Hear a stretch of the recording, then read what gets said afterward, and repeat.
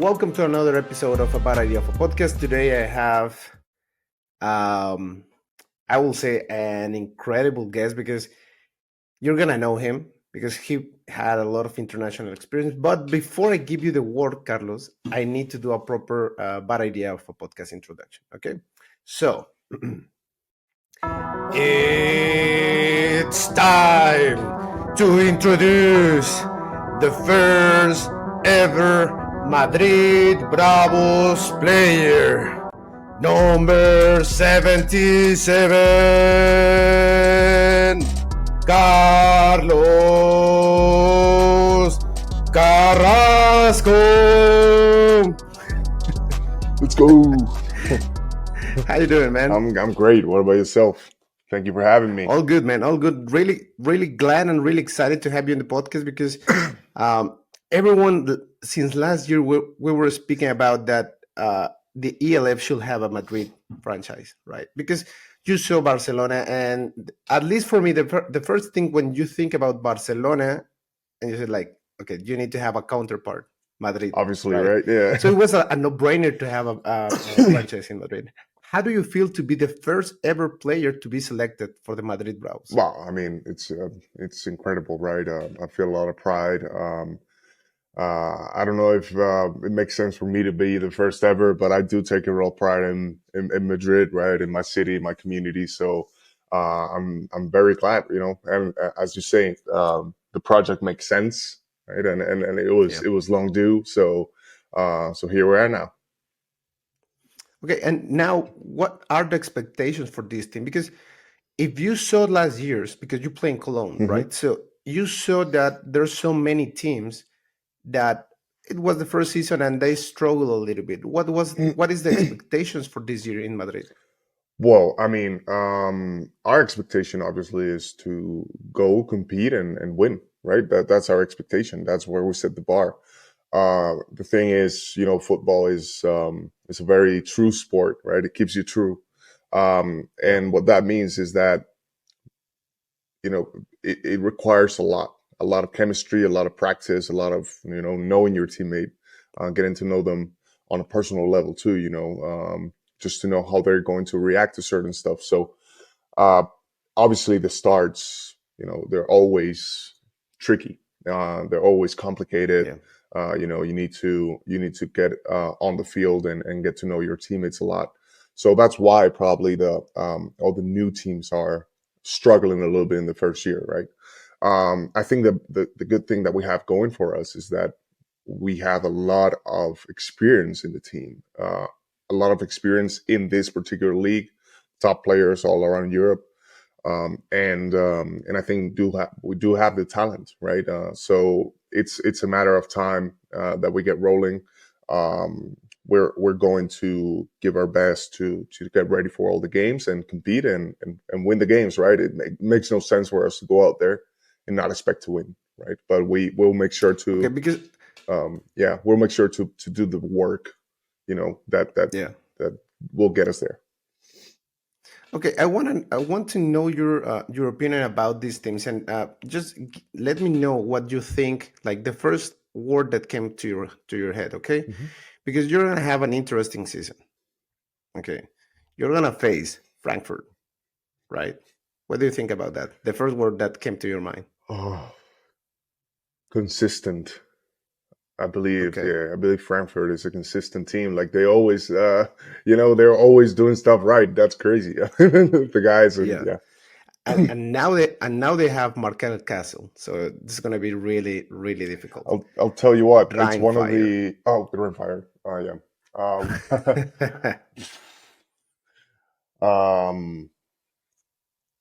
Well, offense. That's the first word I can think of. Yeah, amazing offense. Okay, Hamburg. Big. Okay. Paris. Intense. Okay. Okay. Whew. The last two. Cologne.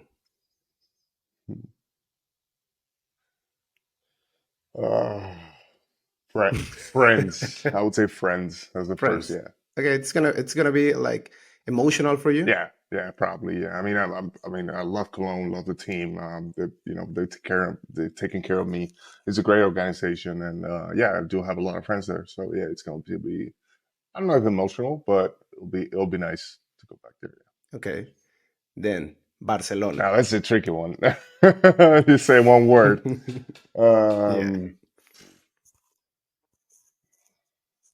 Classic. Classic. Okay. Yeah.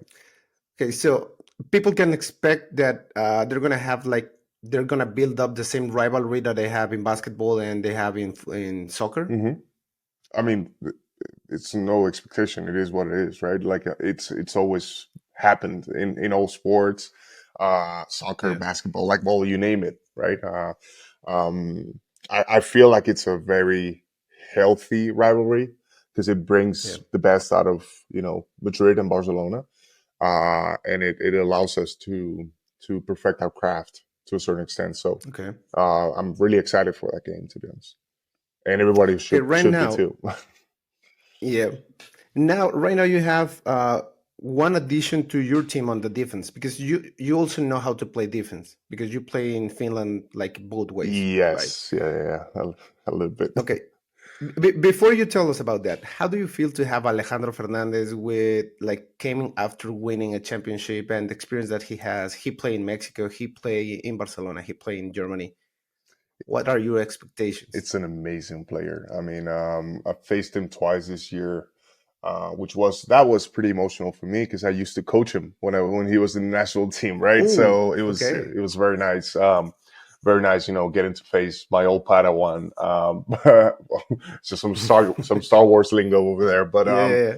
it's amazing player, amazing talent, very fast, very smart on the field, and the first thing that comes to mind is those practices, man. They're gonna be tough. They're gonna be intense. Yeah, they're gonna be intense, but not only for him, the whole D line that is being built and the whole O line that is being built. But now, can you walk us through a little bit? How is the state of Spanish football right now? Well, state of Spanish football is probably the best it's been in a lot of years, right? Not Uh-huh. saying ever, but in a lot of years, and I think the reason behind that is because now we do have an outlook to to compete and to prepare ourselves. And I mean, Spain's always been have the talent, right? Ever since we started playing football in Spain, we've always exported very very good players, top notch, throughout all Europe, right? But the thing is, it was not the norm. It was not what was usual here in Spain. Right now, I believe, with Bravos and Dragons, everybody has a common goal, right? Which is to improve, get better, be able to compete in the best league in Europe. So that makes a lot of difference. And I believe right now, since it is I mean, the ELF is a great product. That it's Yeah. been being sold very well. So it does bring the attention of media. It does bring the attention, of institutions, and that makes sense in order to grow the sport. So I think it's going up. It's definitely developing, right? And I think Bravos with the way that it's been set up, it's going to support that. Okay. Because I also want to know because um, before like the announcement of the name of the team and the logo and the helmet and so on, you have a lot of coverage from Marca, from us, and from all the Spanish media. Do you think that it's going to keep up during the season, or what do you need to do to bring all the attention to you Well, guys? I think, well, first of all, we have an amazing, amazing team behind us, right? Nacho Pinilla, Santiago Juste. These guys are amazing in what they do, right? And they're also very used to working with um, top notch media, sites and press. So I believe that it's been done right since the beginning, and I believe that it's been building up some excitement around it. I believe that Yeah. once we get on the field and people start seeing what it means to be a Bravo, then it will only go up, right? Because it Yeah. will bring a lot of interest and attention, and especially the way we're setting it up. We play for Madrid. We're proud of our city, Yeah. right? And we expect everyone to be right, and we expect everyone to keep us honest on the field and not give up and keep going, Yeah. right? And that's a chemistry and an energy that it always spreads around and builds up, right? So yeah, I'm excited for that too. Okay. And now, how you picture yourself in the first game, the first ever Bravos game in the LF? Well, it wouldn't be me if I didn't tell you that the first play ever. I've been thinking about it a lot, and I just want to pancake someone. I'm that simple, I just I keep, I think one very powerful tool that well, everyone in sports has, but especially American players, is mental reps, right? And if you Yeah. manifest it, it will happen, and as long as you put the work in. So Yeah. yeah, I just want to stick my helmet in someone's chest and pound it to the ground. For that first game, which will be your dream match against? Well, you know what? I mean, you've been listing all the game. I mean, all the teams that we're going to face. By the Yeah. way, it is the same group that I had in Cologne. It Oh, might have been a great, something a little change would have been great, because it's yeah. probably the toughest group in the ALF. And I'm saying probably just to be polite, but it is very tough group, right? So Yeah. the first matchup. The thing is, in Cologne, I was playing left tackle because Yeah. our left tackle, Oli Krebs, great talent, great kid. He got hurt in the first game, so I had to, move myself out to left tackle, from left guard, which is my natural position. So I've been facing a lot of DNs, right? Not a lot of interior guys, three techs, and nose tackles. So I'm open. I don't have any expectations. I just want to try them all. Yeah. Okay. Perfect. And then, um, many people are speaking that the team to beat to be champion and to compete to be champion should be Ryan Fire, right? Absolutely. Right. For you, besides Ryan, which is gonna be the most difficult challenge you're gonna face, like the most difficult team to In our face? conference or in the whole EF Probably in general. in general, I think Vienna. Vienna would be Okay. probably the most challenging because of the consistency. I mean, uh, they've been amazing throughout their whole career in the ALF. They've been very consistent. I know a lot of guys over there. They're relentless. They like to work. Right. My man, my man Milanovic, Alexander. He's a Yeah. beast, and I know he also imprints that aggressiveness and violence into the team. So other than Rainfire, I believe, the Vikings are a very very good contender. Okay. Uh, Now, a couple of weeks ago, we saw the combine for the Bravos, and we saw that you have a lot of like 19 countries representation. You have Mexicans, and you have like players from Canada, from the US. Do you think that the ELF should be more international? Do I think that the ELF should be more international? I think that it should be consumed internationally. One Okay. thing that's really nice about the ELF is that it's kept. I mean, not it's kept, but it really brings up talent in Europe, right? I'm not saying like obviously. I mean, Americans, Mexicans, Japanese, Canadians, they bring up the level, right? And you need that to a certain extent, not only to improve the guys that you have over here, but also to bring some name and some experience and some excitement to the league, right? So I think it's Yeah. very positive, but at the same time, I believe that the LF is having a great approach on developing the sport in Europe, and Hmm. that should be kept true. Now, if you ask me of the import rule, that's a different story, right? Like Yeah. that's a different story. But I believe like keeping it in Europe, with obviously globalization, because otherwise you're you're dead, right? But Yeah. I think it's a good approach. Because I mean, this question was like in preparation to this one. Because I've been asking a lot of people, like in the podcast, about Mhm. this. I have this idea in my head. What if the champion from the European League of Football plays against the champion from Mexico, from Japan, from the CFL, and probably, I don't know, in Brazil or so on? Can you imagine that? That'd be amazing. That would be an amazing, amazing event. I think the only challenge there is that which one do you pick?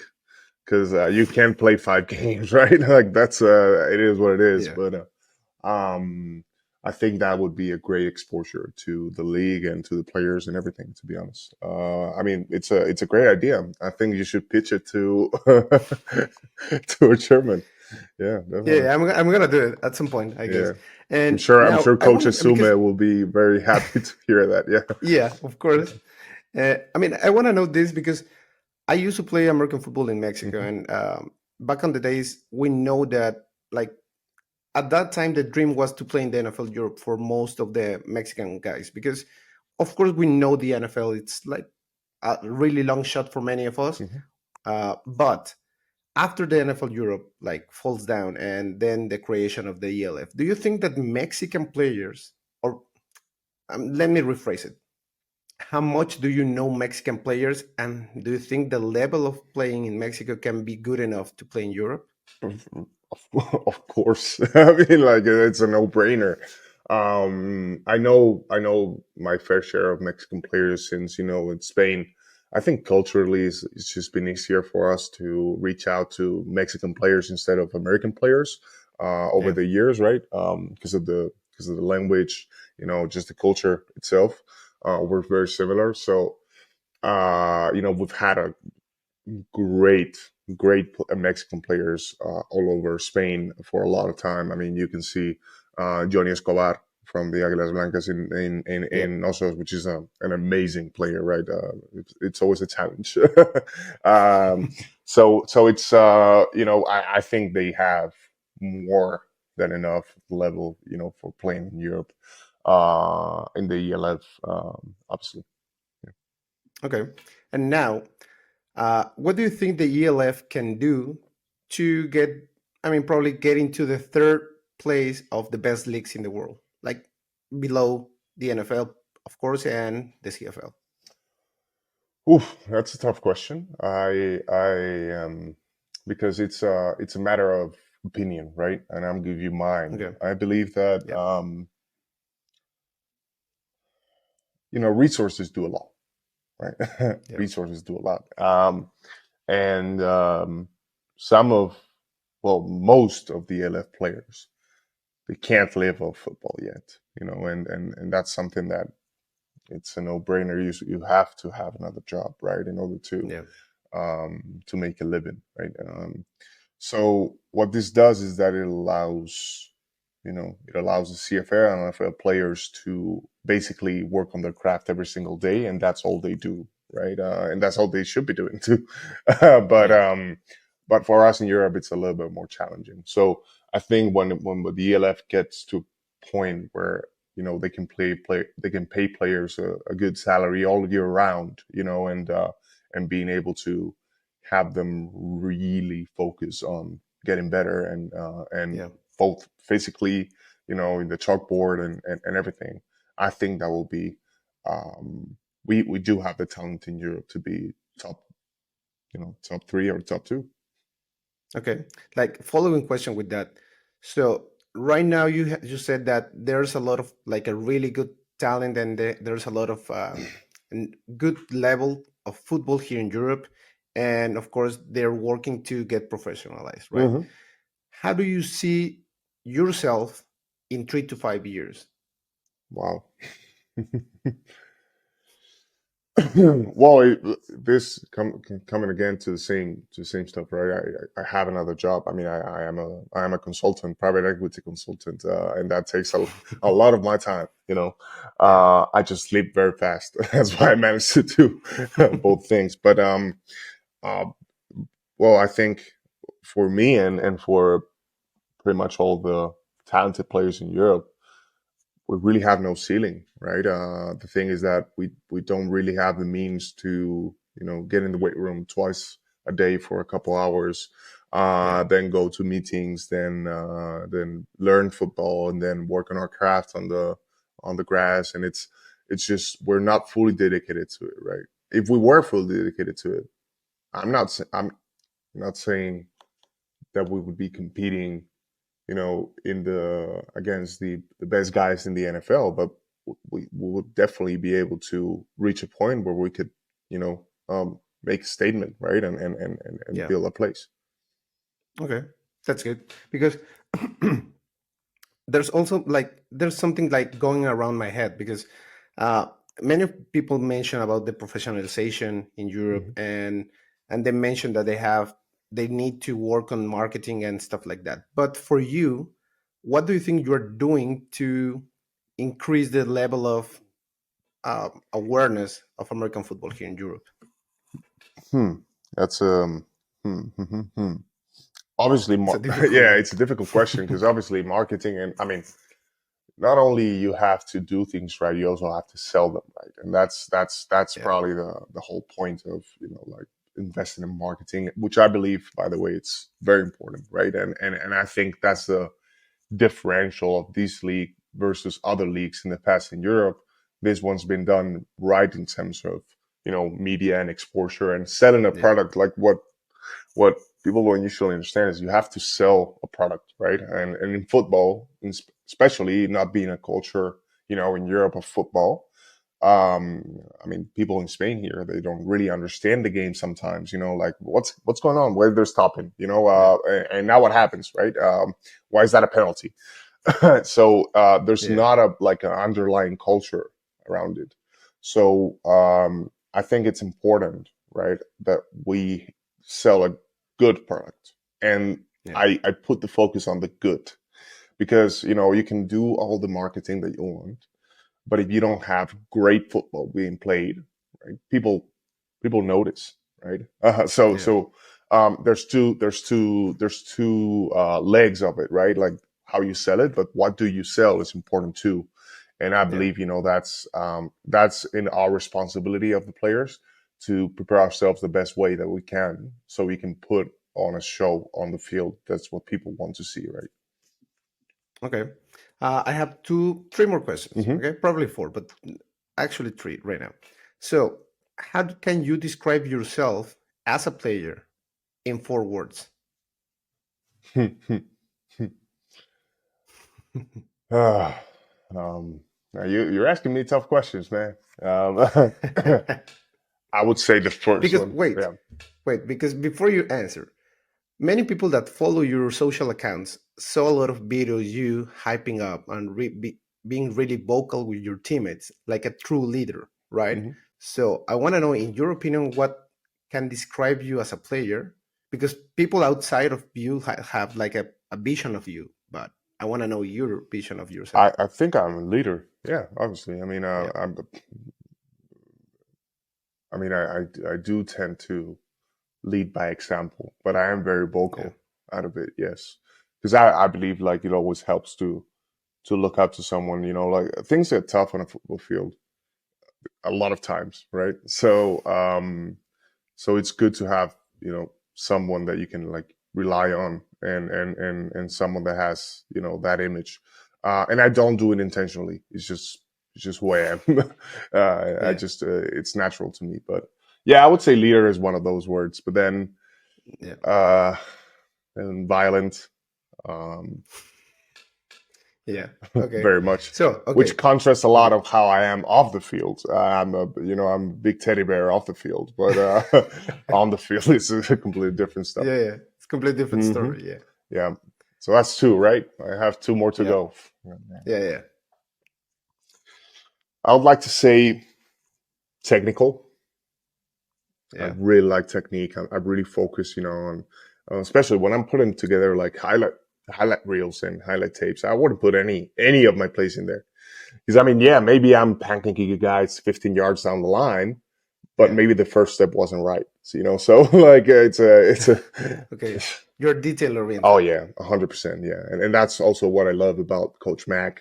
He'll be a great addition to the Bravos because he likes things right, you know. So Yeah. it's going to be tough. And then the last one, hmm, last one's tough. We said leader. We said violent. We said technical. Yeah. I would say I would say relentless. Okay. Yeah, I'm. So my dad, he used to play back in the day, right? And when I started playing, both me and my brother, um, which by the way is probably the best player that I know. Okay. When we started playing, he used to say that there's a lot of stuff that you can't control on the field, right?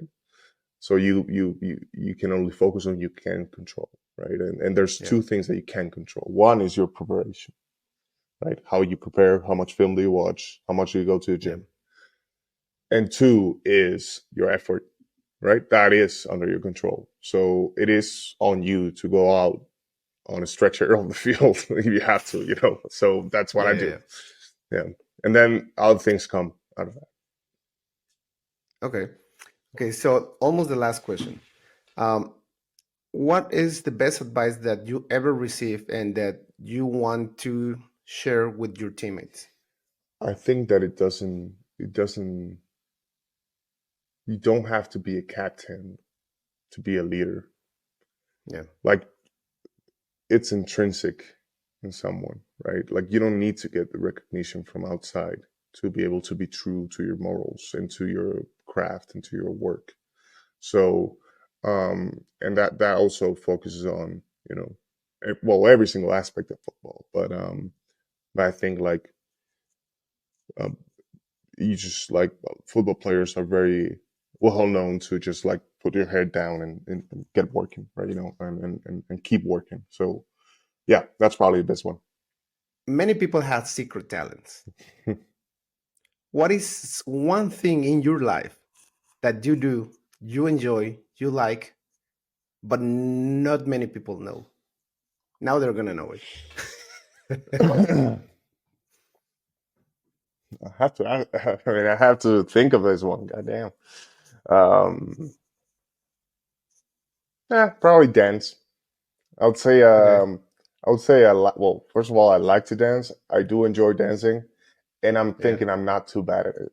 Okay. Especially for a big dude. Nice. Yeah. Now, so dancing is your secret talent. Yeah, I would say so. Yeah. If you, yeah, dancing. Just list that down. That's pretty good. Yeah. That's pretty good because not many people know how to dance, or we do how to dance, but not the right way or not properly. Because probably we move awkwardly, like Yeah. so. Yeah, Yeah, I've not taken any dance classes in my entire life, but I've certainly gone out some a little bit. So like, like in Spain you do learn yeah, by doing. Yeah, obviously. nice. Okay, probably this is gonna be the last one. Okay. Probably. Um, what is one thing that you want to do in your life at least once? Probably on the field, probably off the field. Okay. So on the field and off the field. Hmm.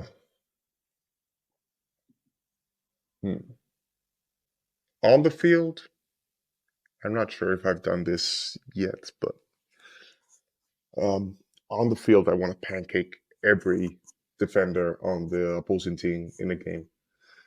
Oh, okay. I mean, yes, So you're gonna have at least, okay, 72. Okay, yeah, done. done. Two. Yeah, Yeah, done, done. done, You done, done. done, done. Yeah, Okay. yeah. So you're collecting Oh them. yeah, yeah, yeah. I mean, you always collect, right? I mean, Yeah. especially when you have guys like Alejandro Yeah. in front of you that he's collecting quarterbacks, right? You need to collect Alejandro's because otherwise, he's always Yeah. got the edge on you. Yeah.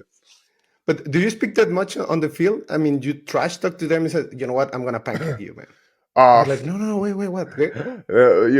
I think that question should be directed to Alejandro instead of me. But I do to a certain extent, but I'm not much of a trash talker. I'm Yeah. more of a doer in a sense. Like I like to like, yeah, I'll show you. I'm not telling you.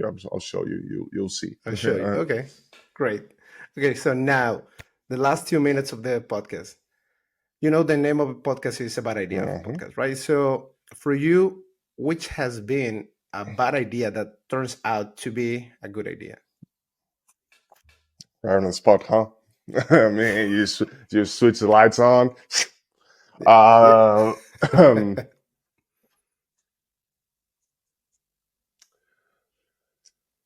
I'm gonna go politically correct and simple here. Yeah. I think playing football. Okay. I mean, when you How's well, that? I mean, when obviously when you start playing football, like well, my dad used to play back in the day, as I told you, right? My mom Yeah. very supportive. I mean, the most amazing woman I know.